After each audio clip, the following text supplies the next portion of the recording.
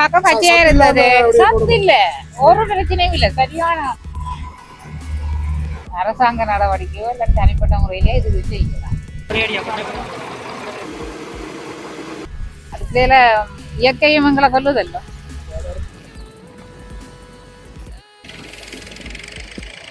வணக்கம். நாங்கள் இப்போ எங்கே நிற்கிறோம் அப்படின்னு பார்த்தீங்கன்னு சொன்னால், யாழ்ப்பாணத்தில் வந்து கோயிலாக்கண்டி என்று சொல்கிற இடத்துல, அழகிய ஒரு இடத்துல தான் நாங்கள் நிற்கிறோம். இன்றைக்கு வந்து இங்கே வந்து நெல் அறுவடை வந்து நடந்து கொண்டிருக்குது. அந்த காட்சிகளை தான் நான் உங்களுக்கு வந்து காட்ட போகிறேன்.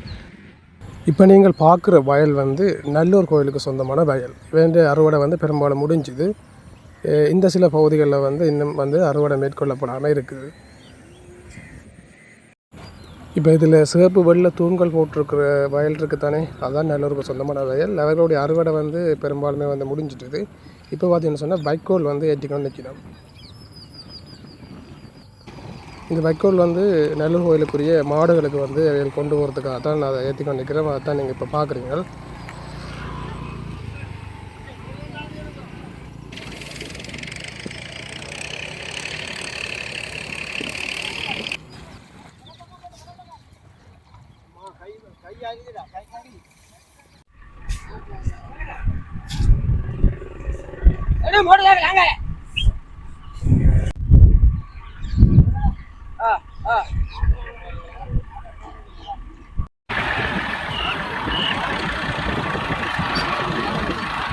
இந்த பகுதியில் எல்லாருமே வந்து மிஷினால் தான் நெல்லை வந்து வெட்டினோம்.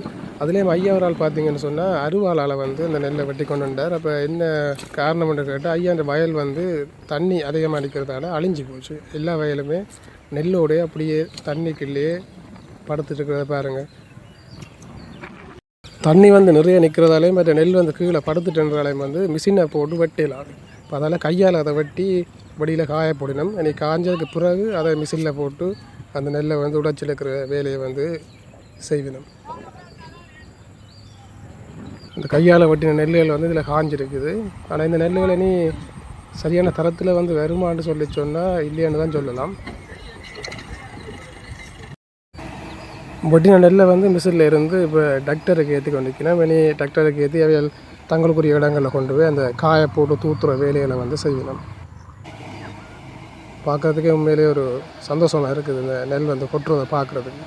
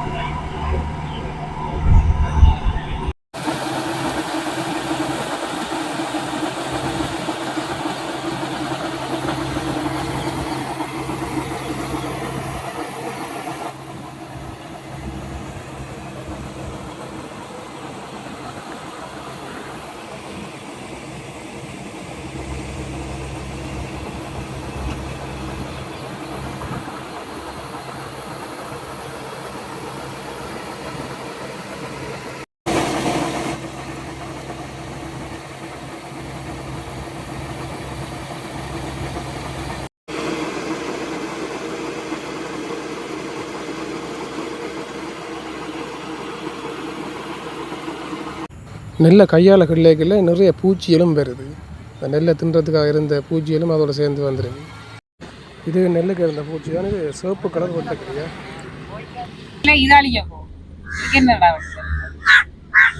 செய்யலாம். ஆனால் அழிவுக்குன்னு சொல்லி இருக்கும்போது 10,000 பேர் 5,000 10,000 கொடுக்கணும் செய்யலாம். அதோட இந்த கோவில் வந்தது அதால மருந்து போனால் மருந்து கிடக்கான்னு சொல்றதெல்லாம் கொடுப்பாங்க. ஒவ்வொரு கம்பெனி வந்து ஒவ்வொன்றை கொடுப்போம். அதனால எது சேஃபா இருக்குன்றது கண்டுபிடிக்கல.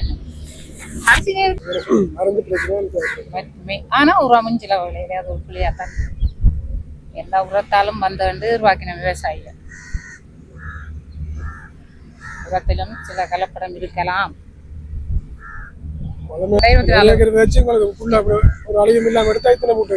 வரப்புக்கு ஒரு மூட்டை மாதிரி 3 புசால் ஒரு மூட்டையும் மேலையும் பண்றாங்க 3 புசால். ஆனா மூட்டையாண்டு 72 கிலோ வரும். எதிர்பார்க்கிறாது இப்ப வராது எங்கேயும் ஒரு தருக்கு அப்படி கிடைக்கும். கஷ்டம் இப்ப பாருங்க நாங்கள் இதுல 15 வரப்போ 15 மூட்டை வெட்டலாம். இங்க வர போற பாருங்க வராது வராது வராது. ஒரு வருஷத்துக்கு சாப்பாட்டுக்கு சாப்பாடு கிடைக்குச்சு. நாங்கள் விற்கவே இல்லை. அதுக்கு மிஞ்சி இருந்தா யாருக்கும் கொடுப்போம். என்ன எதிர்பார்த்தா வருமானம் இந்த வருஷம் யாருக்கும் கிடைக்காது. அரசாங்க நடவடிக்கையோ இல்லை தனிப்பட்ட முறையிலே இது செய்யலாம். அதுக்குள்ள இயற்கையும் எங்களை கொல்லுதல்ல. எல்லாத்தையும் நாங்கள் தோல் பண்ணிடலாம். இந்த வருஷம் விவசாயம் முடிஞ்சிச்சு. மாட்டுக்கு வைக்கலும் போகுதோ இப்ப செய்தால் வந்து அந்த இது எடுப்பாரு காட்சி எல்லாம் துப்பர் ஆகிட்டு சரம் இருக்குது. இவ்வளவும் கோயிலுக்கு யாரும் கொடுப்போம். பரப்புக்கு அரப்புகள் காப்புகள் என்ற ஒரு கணக்கு இருக்கு. அதன்படி அதை கொண்ட கோயிலுக்கும் படைப்பார்.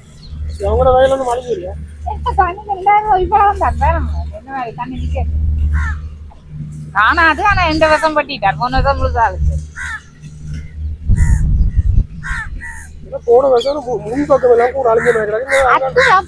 நோய் வந்தது நிலத்தோட போனது. ஒரு பூச்சி ஒன்று நிலத்தோட அடிக்க அந்த வருத்தம் எப்படி சொல்லி இத்தனை பேர் வந்து பார்த்துட்டேன். எரிஞ்சு அப்படியே வந்து போட்டுது கீழே போயிட்டு. இந்த ஒரு கால் பார்க்க பச்சையா இருந்தது. சத்து இல்ல, ஒரு பிரச்சனையும் இல்லை. சரியான சத்துள்ள இது செயல்படுற விவசாயியே அப்படித்தான் வந்தது.